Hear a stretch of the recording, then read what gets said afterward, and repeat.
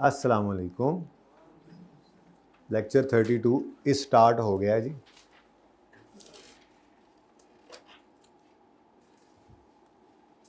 IS-21 start किया था हमने, कोई ख़ास बात मैंने आपसे इस बारे में कोई नहीं की और बस सवाल शुरू कर दिए थे। तो ज़रा इसी ट्रेंड को कंटिन्यू करते हैं। थोड़ी सी बातें फिर भी बहाने से हमने सीख ली थी। पहली बात, ट्रांजैक्शन डेट पर, जिस दिन ट्रांजैक्शन हो उस दिन के रेट पर ट्रांजैक्शन को रिकॉर्ड करो। अगर बैलेंस शीट डेट पर वो लायबिलिटी या एसेट पड़ा हुआ है तो उसको रीट्रांसलेट करो बैलेंस शीट डेट के रेट पर, और जिस दिन पेमेंट हो उस दिन स्पॉट रेट के हिसाब से पेमेंट करो। और इन मौक़ों पर यानी बैलेंस शीट डेट पर और सेटलमेंट डेट पर अगर कोई गेन या लॉस आए एक्सचेंज डिफरेंस की वजह से, तो उसको आपने फ़ौरन एक्सचेंज गेन या लॉस का नाम देकर प्रॉफिट एंड लॉस के अंदर लेकर चले जाना है। ये बातें हमने सीखी थी बगैर कोई थ्योरी पढ़े, ऐसे ही है। ऐसी कुछ बातें अभी मज़ीद सीखते हैं, ठीक है। बल्कि टाइप 2 वाला सवाल बाद में करते हैं, पहले ज़रा आएँ और क्वेश्चन नंबर 5 देखें। कल हमने गुड्स खरीदी थी, इन्वेंट्री, और गुड्स ही बेची थी, ठीक है ना। नॉन करंट एसेट पीपीई नहीं था, इन्वेंट्री था, ठीक है ना। आज पीपीई आ रहा है, इसमें कुछ चेंज आना है, बड़े ध्यान से देखना है आपने, ठीक है। शुरू करें काम, इसमें कोई मसला तो नहीं है ना। ये सेकंड और फोर्थ क्वेश्चन करवाया था, मैंने आपको कहा था ये 3 डेट्स होती हैं। एक होती है ट्रांजैक्शन की डेट, फिर year end, balance sheet date कह देता हूँ मैं इसको, ईयर एंड बल्कि बैलेंस शीट डेट ज़्यादा बेहतर है। बैलेंस शीट डेट, इस बैलेंस शीट डेट के ऊपर हम क्या करते हैं, रीट्रांसलेट करते हैं अपने रिसीवेबल या पेएबल को। अल्फाज पे गौर करो, रिसीवेबल या पेएबल। अभी इनका असल नाम भी बताऊंगा आपको, मॉनिटरी आइटम्स और नॉन मॉनिटरी आइटम्स वाली बात है, ठीक है ना। मॉनिटरी और नॉन मॉनिटरी ये 2 कैटेगरीज हैं अलग अलग, तो बताता हूँ इंशाल्लाह। फिलहाल सिर्फ इतनी बात, कल हमने क्या देखा था, रिसीवेबल या पेएबल बुक हुआ था ट्रांजैक्शन डेट पर। अगर बैलेंस शीट डेट पर भी वो रिसीवेबल या पेएबल अभी भी स्टैंड कर रहा है तो उसको हमने रीट्रांसलेट किया था उस दिन के रेट पर और गेन लॉस पीएनएल में ले गए थे। और फिर सेटलमेंट या पेमेंट की डेट पर हमने सेटलमेंट डेट का रेट उठाकर पेमेंट की थी और उस दिन भी वो गेन लॉस आया था, तो कहाँ ले गए थे, प्रॉफिट एंड लॉस में। दोबारा जाके ये दोनों सवाल किए थे, कोई मसला तो नहीं आया। चलिए अब आए जरा क्वेश्चन नंबर 5 पे। क्वेश्चन 5 कहता है, a company purchased plant on 1 November 2014 for UK pounds 1000 and made payment on 1 मार्च 15। अब बीच में ईयर एंड ना आ जाए, हार है। तो 1 नवंबर 14 को हमने एसेट खरीदा है, फॉरेन करेंसी में पेमेंट करनी थी, लेकिन जिस दिन एसेट खरीदा है उस दिन पेमेंट नहीं हुई, तो क्या एसेट रिकॉर्ड ना करें। एसेट आ गया तो एसेट डेबिट, और पे नहीं किया तो पेएबल क्रेडिट, ठीक है। अच्छा, तो ये जनाब पहली एंट्री तो होगी हमारी इस दिन। Next, and on 1 March 15 rate of payment हुई है, हमने पेमेंट हुई है 1 मार्च 15 को, लेकिन बीच में एक मसला आ गया। वो क्या है, इधर देखो, वो कहता है शो करो अकाउंटिंग, शो मारो अकाउंटिंग एंट्रीज की, ठीक है, for above transaction the books of company for the year 31 December 14 and 15। ओहो, ये मसला है। तो अगर 1 नवंबर 14 को एसेट आया और पेमेंट नहीं हुई तो 31 दिसंबर 14 पर ये पेएबल स्टैंड कर रहा होगा। पेएबल है फॉरेन करेंसी में, यानी हमने पे करना है पाउंड्स में, तो ये एंड पे खड़े होकर देखेंगे ना कि पाउंड की क्या सूरत हाल है, कल को पे जो करने हैं, ठीक है। तो बैलेंस शीट डेट पे IS-21 कहता है अपने इन मॉनिटरी आइटम्स को, क्या बोला मैंने, मॉनिटरी आइटम्स कहते हैं money payable, money receivable, okay. अभी अगली बात करूंगा, लेकिन ये बात पक्की करने वाली, ठीक है ना। तो मनी पेएबल या मनी रिसीवेबल अगर होगा बैलेंस शीट डेट पर फॉरेन करेंसी का, तो आपने उसको बैलेंस शीट डेट के रेट के ऊपर मैयर करना है, और कोई गेन लॉस है तो उसको उसी वक्त पीएनएल में लेकर चले जाना है, ठीक है। उसके बाद अगला साल 15 आएगा, 15 में क्या हो रहा है जी, पेमेंट हो रही है, डन हो गया। अब ये 3 डेट्स के ऊपर आपको यूके पाउंड बता रहे हैं कि 1 यूके पाउंड बराबर होता है 198 रुपीज़ का। ऐसे ही हर डेट के ऊपर उन्होंने, अच्छा ये भी एक चीज़ है जो आज इंशाल्लाह बाद में थोड़ी सी बदलेंगे। अभी तक जितने सवाल हमने किए हैं उसमें 1 किसके साथ लगा होता है, फॉरेन करेंसी के साथ। 1 किसके साथ लगा होता है, फॉरेन करेंसी के साथ। तो ये जो हम काम कर रहे हैं ना, ये काम सिर्फ तब होता है जब फॉरेन करेंसी के साथ 1 लगाओ। चेक करो, सेकंड क्वेश्चन किया था $1 इज इक्वल टू इतने रुपीस, फोर्थ किया था 1 UK pound is equal to इतने rupees, 1 UK pound is equal to इतने रुपीस। ठीक है, चले खैर छोड़ें, ये बातें तो ऐसे ही चल रही हैं। और आगे कहता है एक्सट्रैक्ट्स भी बना दो, पीएनएल का भी और बैलेंस शीट का भी, 14 और 15 दोनों साल का। शुरू करें काम। चलो जी, सबसे पहले तो आपने घबराना नहीं है, रूटीन वाला काम है। तो यकम नवंबर 14 को प्लांट खरीदने की एंट्री करेंगे, लेकिन पेएबल है। ईयर एंड के ऊपर रीट्रांसलेशन करनी पड़ेगी और फिर ईयर एंड आएगा तो चूंकि ये प्लांट है इसने डेप्रीशिएट होना है। ठीक है,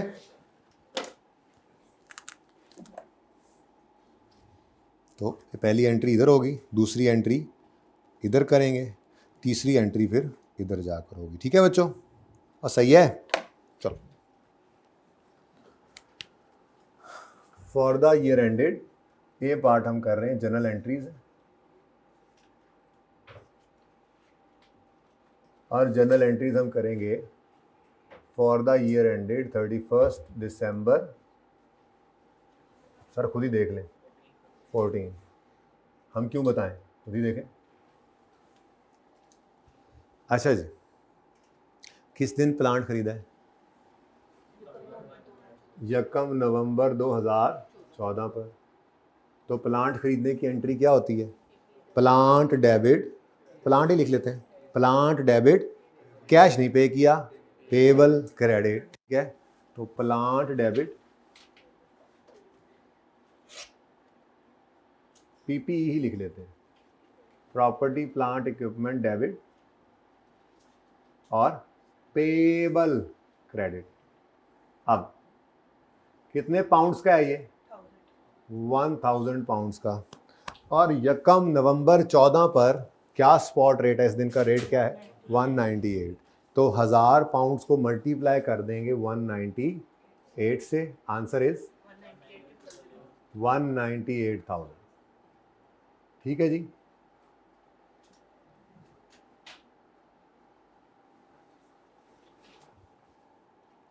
उसके बाद अगला इवेंट क्या हुआ?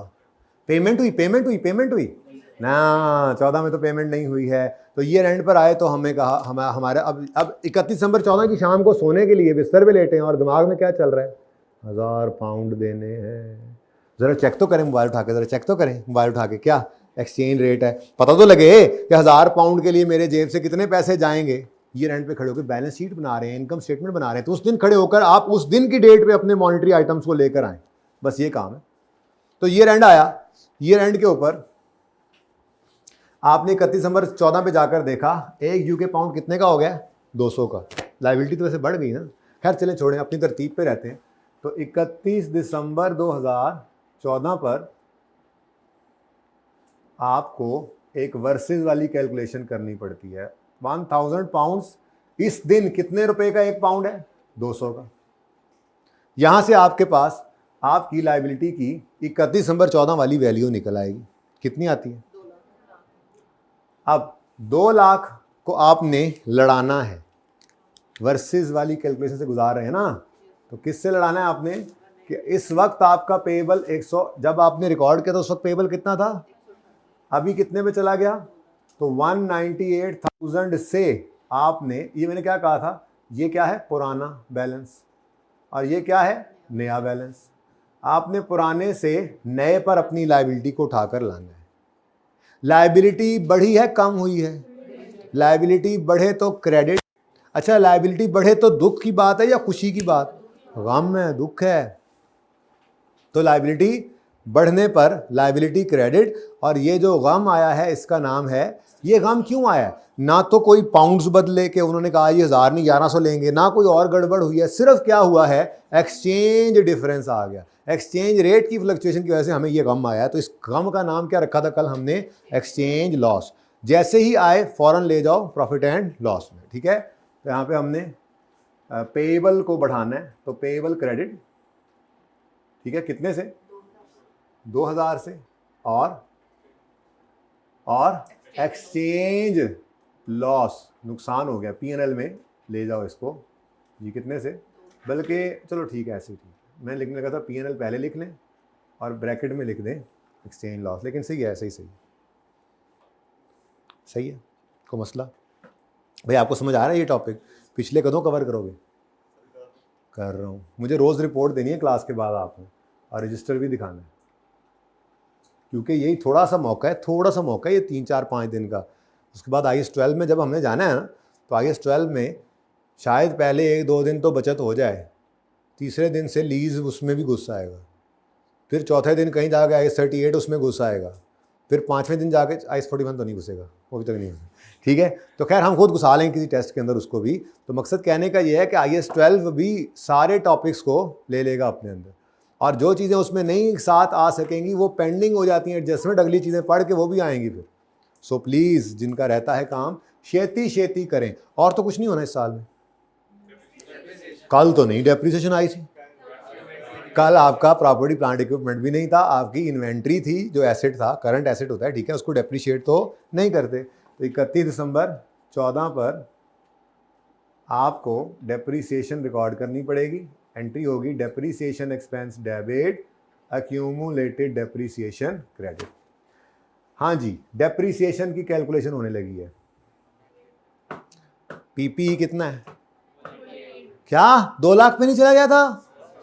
2 लाख पे नहीं गया? 2 लाख पे उसको भी ले जाए ना, 2 लाख पे उसको भी ले जाएं।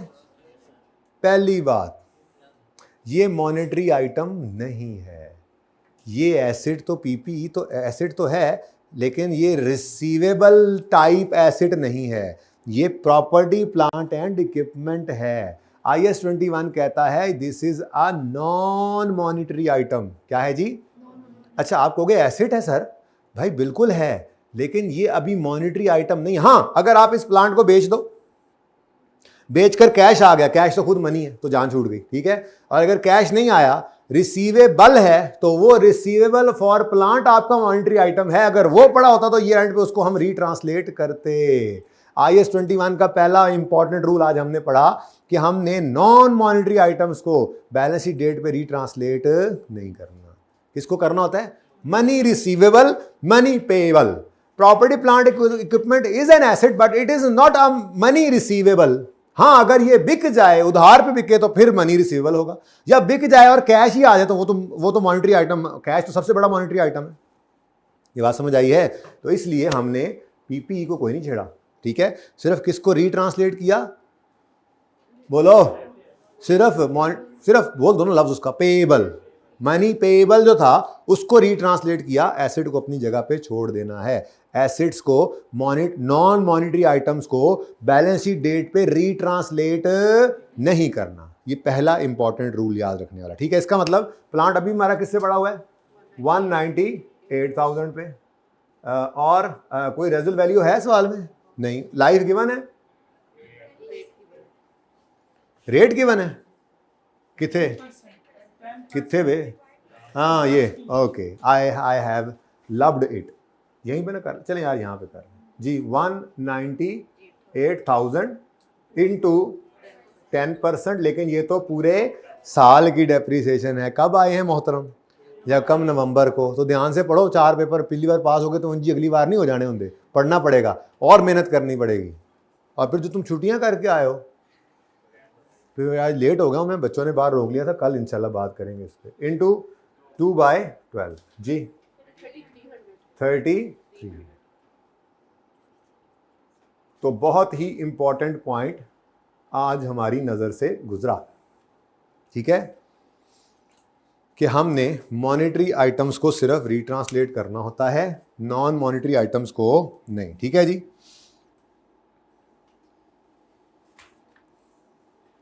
चलो थोड़ा सा लिख ही लेते हैं, यहां लिखते हैं मॉनेटरी आइटम्स। आइटम्स लिखा है, एसेट्स नहीं लिखा। एसेट भी हो सकती है, लायबिलिटी भी हो सकती है, ठीक है। कैश या बैंक में पड़े हुए पैसे, ये तो मॉनेटरी आइटम है सबसे पहला, ठीक है। डेटर्स हो गए, मनी रिसीवेबल, ठीक है। लोन पेएबल हो गया, लोन रिसीवेबल हो गया, लोन रिसीवेबल, चलो पहले ऐसे कर लेते हैं, ये क्या होता है, मनी रिसीवेबल। फिर लोन किसी को दिया, पैसे वापस आने हैं, ओके। ऐसे ही क्रेडिटर्स हो गए, ये भी पेएबल होते हैं लेकिन गुड्स के अगेंस्ट होते हैं जो आपने ट्रेडिंग पर्पस के लिए बेची होती हैं। ऐसे ही लोन पेएबल हो गया, तो इनके बारे में रूल क्या है, इनको आपने वर्सेस वाली कैलकुलेशन से गुजारना है, यानी इनको आपने रीट्रांसलेट करना है, retranslate at balance sheet date, okay, at balance sheet date इनको आपने क्या करना है, रीट्रांसलेट। रीट्रांसलेट का मतलब क्या है जी, रीट्रांसलेट का मतलब क्या है, वर्सेस वाली कैलकुलेशन से गुजारना है, ओके, वर्सेस वाली कैलकुलेशन से। दूसरी कैटेगरी है, अभी और भी चीज़ें इसमें है लेकिन मैंने ज़रा ऐसी ज़रा आसान आसान फिलहाल रख दी, आहिस्ता आहिस्ता एक पूरी लिस्ट है आपके इस चैप्टर के अंदर ना, दूसरे या तीसरे सफ़े पे आएंगे ना, तीसरे सफ़े पे एक लंबी लिस्ट है, लेकिन ना आए फिलहाल, कर लेंगे आहिस्ता आहिस्ता उसको पूरा, फिर पढ़ लेंगे एंड पे जाके, ठीक है। अभी उसी में से काफ़ी सारी चीज़ें लिख ली। तो non monetary items, property plant equipment, it is not money receivable. हाँ, अगर ये बिक जाए और पैसे ना आए तो then that is money receivable, सही है। इन्वेंट्री जो पढ़ लिए दो, इन्वेंट्री भी क्या है, अब जरा जाके कल वाला सवाल देखो, देखो जरा कल वाला सवाल क्या एंट्री की थी, inventory debit creditor credit, year and आया था, इन्वेंट्री भी पड़ी थी, क्रेडिटर भी पड़ा था। रीट्रांसलेट किसको किया था, इन्वेंट्री को, आई एम सॉरी, रीट्रांसलेट किसको किया था, क्रेडिटर को, इन्वेंट्री को रीट्रांसलेट नहीं किया, क्योंकि inventory is a non monetary item. हाँ, इन्वेंट्री बिक गई, उधार पे बिकी या कैश पे बिकी, कैश पे बिकी तो फिर मनी ही आ गया, उधार पे बिकी तो मनी रिसीवेबल बन जाएगा, वो मॉनिटरी आइटम है जो डेटर होगा आपका। लेकिन इन्वेंट्री खुद मॉनिटरी आइटम एसेट है पर नॉन मॉनिटरी आइटम है, ओके, नॉन मॉनिटरी एसेट है।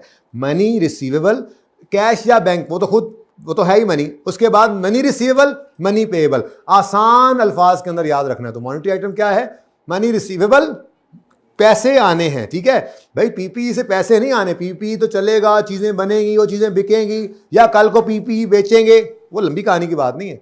मनी रिसीवेबल बैलेंस शीट पर या मनी पेएबल या खुद कैश पड़ा है, डॉलर्स हमारे पास पड़े हैं, वो डॉलर्स भी आप रीट्रांसलेट करोगे ईयर एंड पे बैठकर, क्योंकि वो भी मॉनिटरी आइटम है। डॉलर्स पाउंड आपके पास अगर पड़े हैं ईयर एंड के ऊपर, आप उनको भी रीट्रांसलेट करोगे, अगर उनका रेट बढ़ा है तो आपको एक्सचेंज गेन आ गया, और सही है। तो मॉनिटरी आइटम ये नॉन मॉनिटरी है। और कोई बताओ एग्जांपल।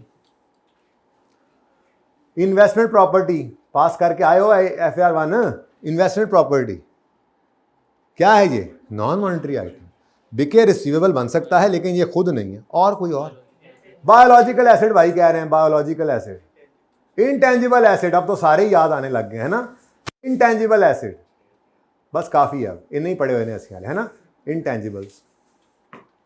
तो ये सब के सब क्या है, नॉन मॉनिटरी आइटम्स हैं, इनको वर्सेस वाली कैलकुलेशन से पीरियड एंड पर, ईयर एंड पर नहीं गुजारना, ठीक है, इनको वर्सेस कैलकुलेशन से नहीं गुजारना, इनको do not retranslate, do not retranslate at balance sheet date, okay done, ये रूल था। अब इसके अंदर हम लिस्ट के अंदर चीजें बढ़ाते जाएंगे, ठीक है, चीजें बढ़ाते जाएंगे, मॉनिटरी आइटम है, ये नॉन मॉनिटरी है, ये मॉनिटरी है, और ट्रीटमेंट यही रहेगा, ठीक है। मॉनिटरी आइटम्स को ईयर एंड के ऊपर रीट्रांसलेट करना है, नॉन मॉनिटरी को रीट्रांसलेट नहीं करना।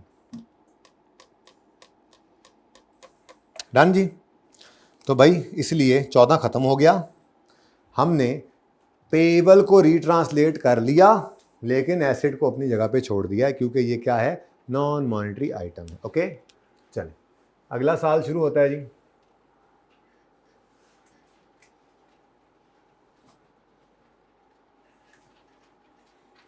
जी फॉर द ईयर एंडेड 31 दिसंबर 15। हाँ जी, इस साल में क्या हुआ है, इस साल में पेमेंट पहले हुई है यकम मार्च 15 पे, यकम मार्च 15 पे 1 पाउंड 199 रुपये का है। अब पेमेंट डेट यकम मार्च 15 जो है इस पर क्या रूल सिखाया था कल, कैसे इसको टैकल करना है। सबसे पहले आपने कैश को लिख लेना है एंट्री में, कैश जा रहा है कि आ रहा है। पेएबल है तो कैश जाएगा, कैश ने जाना है तो स्पॉट रेट पे उसको रिकॉर्ड करो। पेएबल जितने पर पड़ा है किताबों से ख़त्म करो, और इस दिन जो बैलेंस शीट वगैरह होगी गेन भी हो सकती है, लॉस भी हो सकता है। ठीक है, तो स्टेप 1 में हमने कैश क्रेडिट करना है। अब कितने पाउंड्स पे किए हमने, 1000 पाउंड, और हर पाउंड इस दिन 199 रुपये का है, तो कैश 199,000 कैश क्रेडिट हो गया। पेएबल किताबों में कितने पे खड़ा है, 198 था, 2000 से बढ़ गया 2 लाख पे आ गया। यहां से देख लिया करो मुश्किल तरीके से, या ये आसान तरीके से देख लिया करो, इसी वर्सेस वाली कैलकुलेशन में ईयर एंड पर आपने निकाला था 2 लाख। तो इस वक्त पेएबल कितने पे स्टैंड कर रहा है, 2 लाख, तो उसको खत्म करो। पेएबल फॉर पीपी या पेएबल डेबिट कितने से, 2 लाख से। ठीक है जी, और बैलेंसिंग फिगर 1000 रुपये। खुशी की बात है ना, देखो आपने जो 200 पे करना था 199 पे करके आपकी जान छूट गई, तो 1000 रुपये का आपको क्या आ गया, फ़ायदा आ गया, खुशी आ गई। ठीक है, इस खुशी का नाम क्या है जी, एक्सचेंज गेन। P&L में ले जाओ। ठीक है, ये बैलेंसिंग निकालते हैं हम इस एंट्री में नॉर्मली। और कुछ ऐसे कैसे, डेप्रिसिएशन किसने करनी है, हाँ डेप्रिसिएशन चार्ज करेंगे 31 दिसंबर 15 पे, क्योंकि उसने 14 और 15 दोनों साल की एंट्रीज मांगी है ना। ठीक है, तो 15 के साल की एंट्रीज पूरी करें ना, तो ईयर एंड पे आके इसको डेप्रिसिएशन करनी पड़ेगी इसकी 31 दिसंबर 2015 पे। डेप्रिसिएशन एक्सपेंस डेबिट और एक्यूमुलेटेड डेप्रिसिएशन क्रेडिट।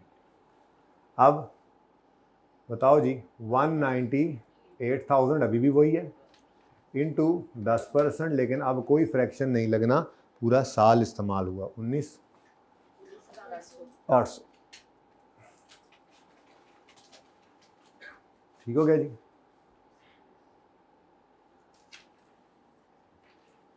तो ये क्या हो गया जी, हमारा पार्ट कौन सी रिक्वायरमेंट थी, 1 2 है, ए बी है, ए बी, तो ये अच्छा लिख दिया था, ए बी यहीं पे कर लेते हैं। एक्सट्रैक्ट्स मांगे हैं उसने, पढ़ें। Prepare balance sheet and profit and loss extracts 14 and 15 के, प्रॉफिट एंड लॉस के एक्सट्रैक्ट्स।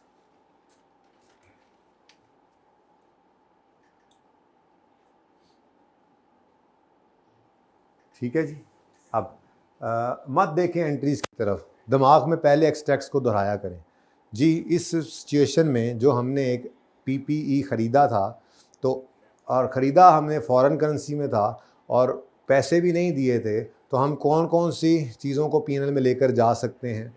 एक तो एक्सचेंज गेन लॉस आएगा, और दूसरा पीपीई है तो डेप्रिसिएशन भी आएगी। तो डेप्रिसिएशन एक्सपेंस 3,300 है,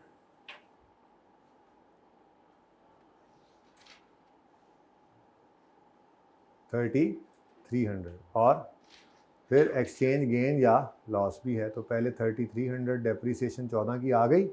अब 14 के साल के अंदर हमें 2,000 का एक्सचेंज लॉस भी आया है, तो एक्सचेंज लॉस, ठीक है, कितना, 2,000। 15 के साल में 19,800 की डेप्रिसिएशन आती है, और गेन इधर ही लिख दूँ तो जगह बच जाएगी, नीचे बैलेंस शीट बन जाएगी। वैसे अगली लाइन के अंदर आपने अगली लाइन में लिखें यार, जगह बचे ना बचे। एक्सचेंज लॉस गेन, सॉरी, कितना है, 1,000 का, ये 15 वाले साल में गेन आ गया 1,000। ठीक है जी, मसला बैलेंस शीट। बैलेंस शीट के अंदर आपका एक तो नॉन करंट एसेट्स में पीपीई ने नज़र आना है, और प्रॉपर्टी प्लांट इक्विपमेंट जो है वो उन 198,000 से थोड़ा सा कम हुआ, 3,300 रुपये कम हुआ, और आ गया 194700 पे। ठीक है, और अगले साल के अंदर मज़ीद माइनस 19,800 माइनस किया तो ये आ गया 174,900। ये कितना था? 194। ठीक है जी, 2015 और 2014। ठीक है, कुछ रहता तो नहीं जी। करंट लायबिलिटीज़ के अंदर आपका पेबल होगा। बैलेंस शीट डेट पर कहाँ उठाकर ले गए थे उसको? 2 लाख पर। तो ये 2 लाख पे नज़र आएगा। ये गेन लॉस बुक करके इसको 2 लाख पे ले गए थे। और 31 नंबर 15 पर कोई पेबल बचा ही नहीं, हो तो पे हो गया। ये आपके एक्सपेक्ट। ठीक है, तो नई बात क्या पता लगी जी? नई बात क्या पता लगी? मॉनेटरी आइटम्स को बैलेंस शीट डेट पर रीस्टेट करना है, गेन लॉस को पीएनएल में ले जाना है, नॉन मॉनेटरी आइटम को नहीं छेड़ना। ये मलंग है, इनको नहीं छेड़ना। Okay, do not retranslate, do not छेड़ एट ईयर एंड। ओके, सही है।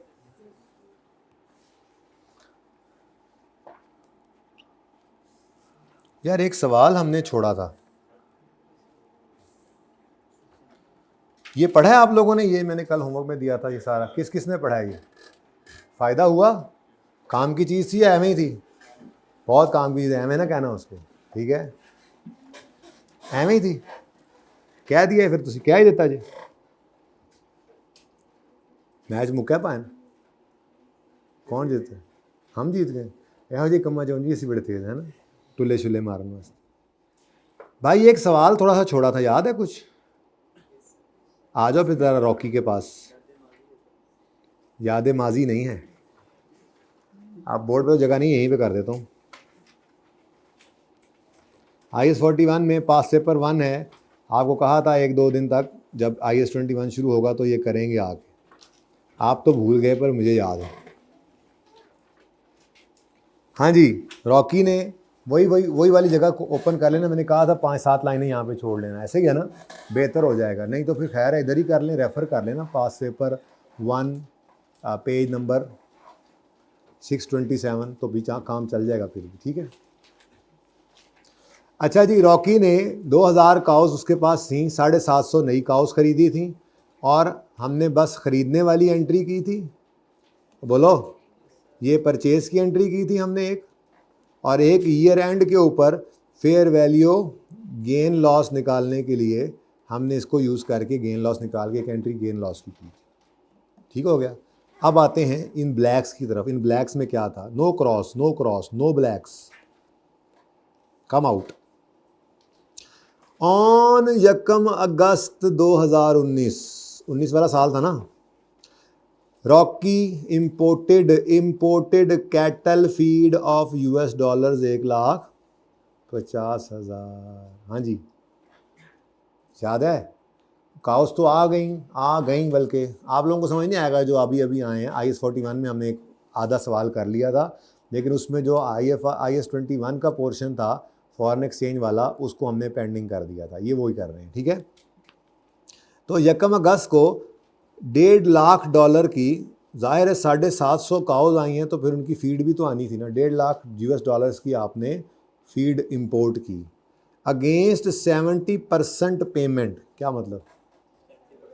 70 पे कर दिया है, तो इसका मतलब बाकी 30 पेएबल है। अब ये क्या है? इन्वेंट्री फीड की, इन्वेंट्री डेबिट। लेट्स से 100 रुपये से 150 रुपये से 150 रुपये की इन्वेंट्री, 100 रुपये की इन्वेंट्री डेबिट, 70 रुपये कैश क्रेडिट और 30 रुपये पेएबल। ऐसी मैंने मिसाल के तौर पे। अब ये एंट्री हो जाएगी, तो बोलो को मसला। कैश क्रेडिट करोगे 70% और स्पॉट रेट पर, पेएबल बाकी 30% से क्रेडिट होगा स्पॉट रेट पर, और इन दोनों का टोटल बैलेंसिंग फिगर निकाल लेना। मेरा मशवरा है इन्वेंट्री। और सही है। अब अगला मसला क्या आएगा? इसके बाद आना है ईयर एंड, क्योंकि वो क्या कह रहा है कि at year end 30% of the amount is payable. अगली बात बाद में पढ़ते हैं, ठीक है। 30% अमाउंट कितनी क्या है जी अभी तक? पेएबल। इसका मतलब ये पेएबल पड़ा होगा, इसको क्या करना पड़ेगा? रीट्रांसलेट। और जो इन्वेंट्री है उसको भी करना पड़ेगा रीट्रांसलेट। ना ना, इन्वेंट्री तो नॉन मॉनिटरी है, उसको छोड़ देंगे, ठीक है। और सही है, बीच में थोड़ी सी अभी और भी छोटी सी लुच है, उसको फिलहाल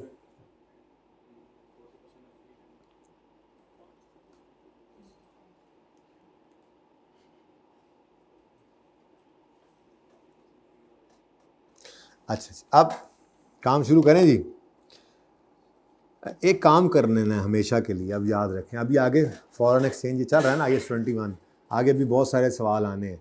जब भी कभी आपका ये इस तरह से पेमेंट टूट जाए ना, तो आप एक पेमेंट स्केड्यूल छोटा सा अपने पास सवाल में ना वर्किंग छोटी सी करके साइड पे, वर्किंग का नंबर भी चाहे ना दे लेकिन वर्किंग कर लिया करें। कैसे? छोटी सी वर्किंग साइड पे अपने अपने पे सोल्यूशन के साथ ही।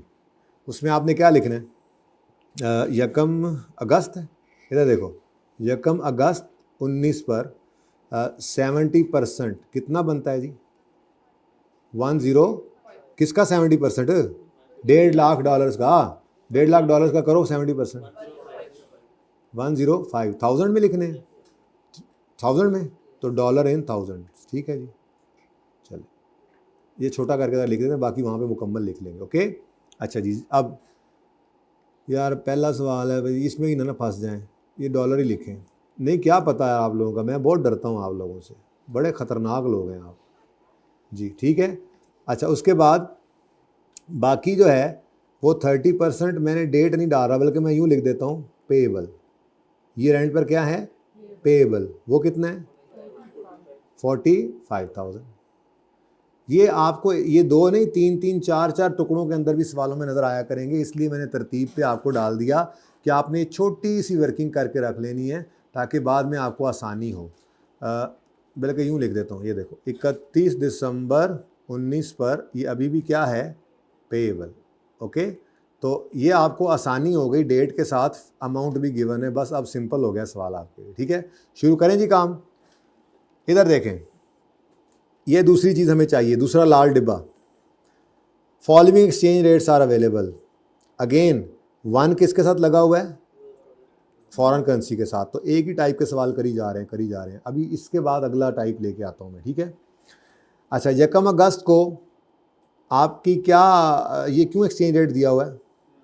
यकम अगस्त को ये जो है वो इन्वेंट्री खरीदी थी, ठीक है, तो ये ट्रांजैक्शन डेट की रेट आ गया। फिर 31 दिसंबर ट्रांसलेशन के लिए चाहिए होगा। ये तो कभी भी नहीं, वैसे चाहिए होता है, आगे जाके देखेंगे जब फॉरेन लोन होगा ना, फॉरेन करेंसी लोन, और उसका इंटरेस्ट भी होगा, फिर एवरेज एक्सचेंज रेट को यूज़ करेंगे। फ़िलहाल आपके सवाल के लिए अभी तक जितना आपके पास का नॉलेज है, इस एवरेज रेट को तो अभी तक मैंने कहीं यूज़ नहीं किया। हम तो सिर्फ स्पॉट रेट लेकर चल रहे हैं, स्पॉट का रेट, ओके। एवरेज रेट इस टॉपिक में होगा कहीं यूज़, इंटरेस्ट इनकम एक्सपेंस में जाके वो देखेंगे जब आएगा, तो फिलहाल नहीं, फिलहाल तो सिर्फ स्पॉट रेट देखा है हमने। और एवरेज फॉर द ईयर हमें सिर्फ यही 2 चाहिए थे, ओके, क्योंकि एंट्रीज भी सिर्फ इसी साल की है ना, और सही है। चलो अब अगला काम, एंट्रीज शुरू करते हैं, इधर ही करते हैं। वो कौन मिटाया जी? तो क्या हुआ हैं? वो कहता है, पढ़ लेते हैं, RRL also paid 5% custom duty on import. तो जो भी आपका आंसर निकलेगा आप उसी को बढ़ा लेना, ठीक है, कोई मसला तो नहीं है। The feed is specially RL imported cattle feed of $1,50,000 against 70% payment. RL also paid 5% custom duty on import. एक बात याद रखना, आपने कभी भी डॉलर्स में कस्टम ड्यूटी पे नहीं करनी थी, एज अ रूल बता रहा हूँ। जब ये फीड आ जाएगी तो उस फीड की अमाउंट वो असेस करेंगे अपने उस दिन के रेट के हिसाब से, और पाकिस्तानी रुपीज़ के अंदर जब वो कन्वर्ट कर लेंगे तो कहेंगे इतने % कस्टम ड्यूटी दो। जी जी, वो भी निकालते हैं। पहली एंट्री को ना छेड़ो, ठीक है, पहली एंट्री सुकून से अलग रखो। यूँ समझो कि कस्टम वालों ने आपकी ये जो कस्टम ड्यूटी लगानी है ये रुपीज़ के ऊपर लगानी है ना, तो पहले रुपीज़ में कन्वर्ट कर लें, ओके। चलो जी, यहीं पे कर रहा हूँ सवाल। तो आपका पास पेपर 1 है, पेज नंबर कौन सा है? 627, 7, ठीक है जी, RRL इसका नाम था। ये आपका बकाया जात है मेरी तरफ, ठीक है, ये आपका बकाया रहता था मेरी तरफ। तो ऐसे जो बकाए हैं बेटा इंशाल्लाह पूरे होंगे तो घर जाने देना, वरना कोई छुट्टी नहीं है एंड पे, ठीक है जी बच्चों। 1 अगस्त 2014 ही है ना? अच्छा चलो रलदा मिल रही 1 अगस्त 19 पर आपने इन्वेंट्री खरीदी, कुछ पेमेंट कर दी, कुछ पेएबल है, तो क्या एंट्री बनेगी? सिर्फ entry, inventory debit, cash credit, payable credit, ऐसा ही है। तो ये एंट्री मैं लिख लेता हूँ, इन्वेंट्री, ठीक है, इन्वेंट्री फीड की इन्वेंट्री है, ओके, इन्वेंट्री फीड डेबिट, ठीक है, और कुछ कैश क्रेडिट हुआ है, ठीक है, और कुछ अभी क्या है? पेएबल। अब मेरी राय सुन लें ज़रा, कैश आपने हमेशा ही स्पॉट रेट पे लेना होता है। अब देखो ये छोटी सी वर्किंग से फ़ायदा क्या हो रहा है, $105, $1,05,000 इस दिन जो पे किए हैं, तो कितने रुपए का $1 मिला हमें? 164 का, 164, तो 164 रुपीज़ से मल्टीप्लाई कर दें जी बेटा। अभी सब्र कर जाओ, पूरी बात मैंने कहा शायद कुछ गलती होगी। उसके बाद बकाया जो बचा, ओ भाई लिख ले यार, बकाया जो बचा वो कितने डॉलर्स हैं? $45,000। इस दिन ये स्पॉट रेट पे पेएबल रिकॉर्ड हो गया। कितना आता है जी आंसर, आप बताएं। अच्छा रुपीज़ इन थाउजेंड कर रहे थे सवाल, आपको कुछ याद है? अगर 1000 में कर रहे थे तो बस आंसर 1000 में लिख लेते हैं, फिर वो जो सवाल आगे कंटिन्यू हो रहा है ना, डेबिट क्रेडिट नीचे चल रहा होगा, ऊपर हेडिंग 1000 में दी हुई थी, तो फिर बेहतरीन, मिलियन में तो नहीं है ना, तो 1000 में जवाब दो फिर। 17220 जी, पेएबल 7380। अब मेरा ये मशवरा है कि आप इन्वेंट्री को हमेशा बैलेंसिंग, इन्वेंट्री मतलब जो भी इस तरह की चीज़ है, ऐसे ही प्रॉपर्टी प्लांट इक्विपमेंट भी तो हो सकता था, खरीदा आज, कुछ उधार, कुछ पैसे दे दिए। इन्वेस्टमेंट प्रॉपर्टी भी हो सकती थी, कुछ आज दे दिए पैसे, कुछ। एक और सीन भी आएगा इंशाल्लाह आने वाले दिनों में कि पहले कोई एडवांस दिया हुआ था, एडवांस दे दिया, बाद में प्लांट आया, तो फिर एडवांस एडजस्ट होता है और बाकी पेएबल है या कैश भी होता है। ये सारी चीज़ें आएंगी 1 बाय 1, लेकिन असूली मौक़िफ़ ये रखना है कि आपने हमेशा ये एसिड जो है, इन्वेंट्री हो गया, प्रॉपर्टी प्लांट इक्विपमेंट हो गया, इन्वेस्टमेंट प्रॉपर्टी हो गया, इनको क्या किया करना है, एंड पे बैलेंसिंग फिगर निकाल लेनी, ठीक है भाई, ठीक है। नींद अगर पूरी हो गई है तो ठीक है, ओके। तो बैलेंसिंग बताओ जी कितना है? 24600, ठीक है जी। तो ये रुपीज़ इन 1000 में हमने एंट्री पास कर ली, ओके डन। अच्छा अब साथ ही वो कस्टम वालों ने भी आके जो है वो हमला कर दिया। कस्टम वाले आगे कहते हैं, हाँ भाई सुनाओ कितने की इन्वेंट्री खरीदी है? हमने कहा जी 24,600 की, रुपयों में बताएंगे। उन्होंने कहना है ठीक है, हुकूमत पाकिस्तान को इसकी वैल्यू के ऊपर 5% ड्यूटी भी पे कर दो। मैंने कहा अच्छा यार क्या कर सकते हैं, ये लो ये लो। तो अब मुझे बताओ, ये इंपोर्ट ड्यूटी नॉन रिफंडेबल होती है ना? अब बोलो, वैसे उसने लिखा हुआ है, नहीं लिखा हुआ, लेकिन इंपोर्ट ड्यूटी नॉन रिफंडेबल ही होती है, ये रिफंडेबल नहीं होती। तो अगर नॉन रिफंडेबल टैक्सेस या इंपोर्ट ड्यूटीज़ हों, बल्कि स्टैंडर्ड ने तो यूँ लिखा हुआ था IS2 जब आपने पढ़ा कि इन्वेंट्री को रिकॉर्ड करते हैं, बल्कि PPE में भी ऐसे ही था, purchase price plus import duties less discounts and non refundable taxes भी ऐड करवा। तो इंपोर्ट ड्यूटी का लफ्ज़ उन्होंने अलग से ही दिया हुआ है कि उसको क्या करना होता है, ऐड, ठीक है। तो ये नॉन रिफंडेबल टैक्स है, तो इसकी एंट्री क्या होगी? इन्वेंट्री डेबिट कैश क्रेडिट, यानी इन्वेंट्री जो फीड की है वो अब 24,600 पे नहीं रहेगी। तो कुछ बच्चे फिट कर सकते हैं इसको पहली एंट्री में भी, लेकिन मैं ये चाह रहा था कि ज़रा पहली एंट्री पहली बार इस तरह से हो रहा है तो अलग आए और इसको अलग ही रखें, अलग ही रखिए तो बेहतर है, ठीक है। तो इन्वेंट्री फीड की डेबिट हो गई और कैश क्रेडिट हो गया। अब ये क्या किस अमाउंट से करना है जी? तो यहाँ पे हमने जनाब कहा जी 24600 जो है ना, इसका 5% जो है ये कस्टम वालों को हमें पे कर दिया। कितना? 1230। अब आपकी इन्वेंट्री कहाँ पे स्टैंड कर रही है? 24,600 जमा 1230। कितना मज़े का स्टैंडर्ड है ना। मैंने कहा था ना ये सबसे आसान लगेगा आपको, अभी तक का सबसे आसान यही टॉपिक है कि नहीं? और नहीं आया पर रसूल आसान यार, ना किया करो ऐसे यार, शुगर लगाते हो वो गुस्सा कर जाएगा किसी वक्त पेपर में ऐसे ही। अच्छा बेटा ये छोटे छोटे टॉपिक्स हैं ना, अब इन पे तो 10-15 दिन नहीं लग सकते कि आपको उस लेवल का कॉन्फिडेंस, वैसे कॉन्फिडेंस में आ जाता है। IS 41 में कोई मसला है नहीं ना है, अब है ही इतना, तुम्हें मसला होना है इंशाअल्लाह जब तक तुम पिछले लेक्चर नहीं पढ़ लेते हो। 6 दिन पहले मुंह उठा के आ गया। अच्छा जी अब क्या करें? इन्वेंट्री क्या है? इन्वेंट्री नॉन मॉनेटरी, इसको मत छेड़ो, ये मलंग है, इसको मत छेड़ो। फिर कैश जो क्रेडिट हुआ है वो तो हो गया, कहानी ख़त्म हो गई। मसला किसका है? इस पेएबल का। ठीक है जी, तो ये जो पेएबल है, ये पेएबल एक मॉनेटरी आइटम है और ईयर एंड के ऊपर हमने इसको क्या करना है? रीट्रांसलेट। क्या करना है जी? रीट्रांसलेट। करें जी रीट्रांसलेट। चलो वो मिट भी गया, रीट्रांसलेट हो तो पहले ही। ठीक है लें जी, अब 31 दिसंबर 2019, ये जितने काम करने वाले थे वो तो पहले कर लेना। 31 दिसंबर 19 पर आपने वर्सेस वाली कैलकुलेशन से इसको गुजारना है। कितना पेएबल है? $1,50,000? नहीं नहीं नहीं, $1,05,000 ना। पेएबल तो सिर्फ कितना है? 45,000। तो इसी के साथ लड़ाई है हमें, इसी ने बेसुकूनी डाली हुई है, नींद नहीं आ रही है। तो $45,000 हैं और 31 दिसंबर 19 पर $1 152 का। शुक्र है पेएबल कम होगा जी। कितना जी? 100, क्या आंसर आता है? 6480। फैसला कर लो आपस से। 6840 1000 में है, ठीक है, लेकिन हमारी वर्किंग है, चलेगा। इसको क्या करना है जी? हमने वर्सेस वाली कैलकुलेशन से गुजारना है। किसके साथ लड़ाई करानी है? 7380 के साथ। ये हमारी पुरानी लायबिलिटी है 7380 और हमने इसको लेके जाना है। तो लायबिलिटी क्या हो रही है? कम। पेएबल कम हो रहा है, लायबिलिटी कम हो रही है। लायबिलिटी कम हो तो डेबिट करेंगे। ठीक है, तो पेएबल डेबिट कितने से? अमाउंट बताओ ज़रा। 540 से।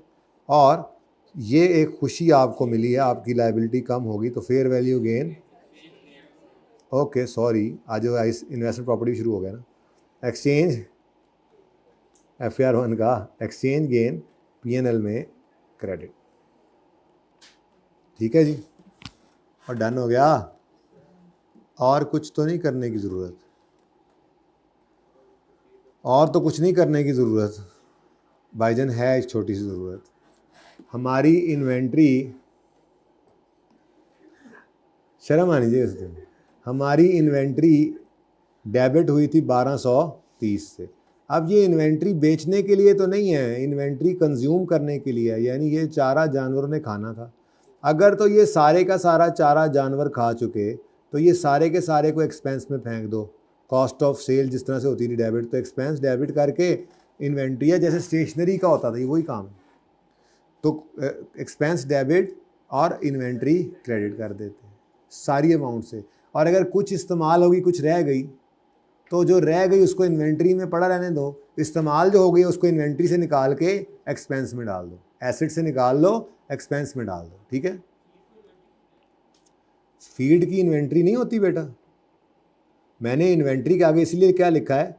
ये इन्वेंट्री फीड की है। कंजम्पशन के लिए भी तो चीज़ें हमारे पास स्टॉक में पड़ी होती हैं। हम स्टेशनरी इन्वेंट्री और स्टेशनरी क्यों कहते हैं? Stock of stationery. क्या स्टेशनरी बेचने के लिए रखी होती है कॉलेज वालों ने या किसी बड़ी ऑर्गेनाइजेशन ने जो कि बुक शॉप नहीं है? क्या उनकी स्टेशनरी उनके लिए जो है वो सेलिंग आइटम है, सेल के लिए रखा हुआ उन्होंने?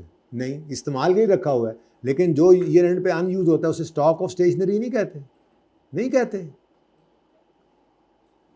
आपने स्टेशनरी की बात करते हैं, इंट्रो FAR 1 में वापस चलते हैं। स्टेशनरी ब्रॉड डाउन, 50 रुपये की इन्वेंट्री पड़ी थी, इस साल हमने 150 रुपये की और इन्वेंट्री खरीदी। तो स्टेशनरी एक्सपेंस का लेजर है ना ये, एक्सपेंस डेबिट कैश क्रेडिट 150। अब ईयर एंड पे हमने जाकर देखा तो अभी भी इसमें से 40 की बची पड़ी है, तो इसका मतलब बाकी क्या हो गई? कंज्यूम हो गई। कितना बनता है बोलो? तो ठीक है, अब यूं भी हो सकता है कि वो कहे कि जी आपकी 60 रुपये की इन्वेंट्री इस्तेमाल हो गई है, तो हम कहेंगे अच्छा इसका मतलब है 200 में से 160 इस्तेमाल हुई, वो तो पीएनएल में चली जाएगी, एक्सपेंस बन जाएगी, बाकी फिर इस वक्त अभी भी क्या है ऐसे।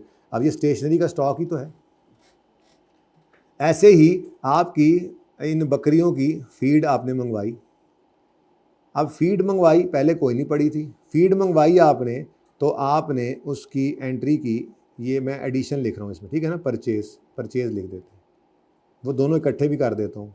24,600 जमा 1230 कितना बना? 25,830। ये जनाब इन्वेंट्री हमने ख़रीदी थी। अब वो क्या कहता है सवाल में, वो कहता है whereas 40% of feed is unused, यानी वो अभी भी क्या है आपकी एसिड में पड़ी है। तो पहले अनयूज निकाल सकते हो, बैलेंसिंग एक्सपेंस, पहले एक्सपेंस निकाल लो, बैलेंसिंग अनयूज्ड आ जाएगा। बहरहाल इस 25,830 का 40% क्या है? 10,000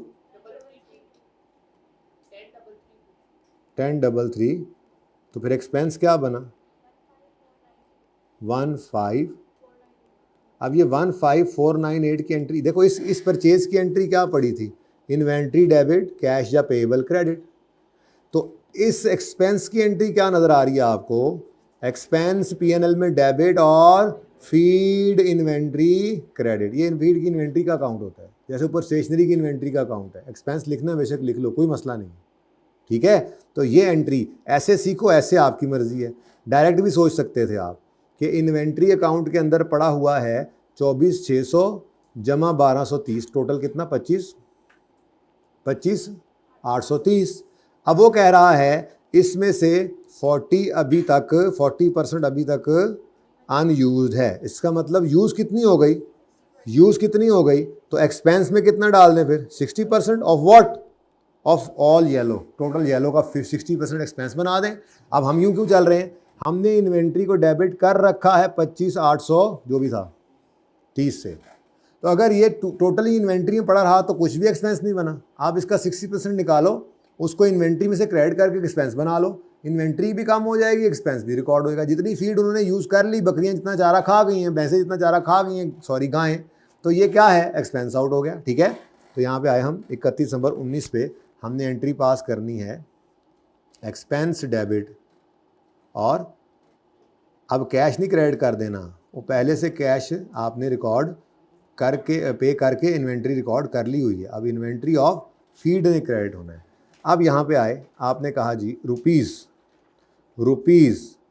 24,600 प्लस रुपीज़ 12,030, ये कितना बना? 25। वो लेजर तो आपको समझाने के लिए बनाया ना, पर्चे में तो ऐसे कर रहे होंगे। ये टोटल इन्वेंट्री थी जिसका 40% अभी भी अनयूज्ड है, तो वो इन्वेंट्री में ही पड़ा रहे ना। मैं तो इन्वेंट्री क्रेडिट कर रहा हूं, कितने से? 15 डेबिट और इन्वेंट्री 15,498 से क्रेडिट, ठीक है। ओके डन, और सही है। ये ऐसे ही होता है जब खरीदते थे, जब हम इन्वेंट्री खरीद कर लाते थे तो एंट्री करते होते थे, जो खरीदने बेचने के लिए चीज़ें लाए तो एंट्री की इन्वेंट्री डेबिट, कैश या पेएबल क्रेडिटर क्रेडिट, ठीक है जी।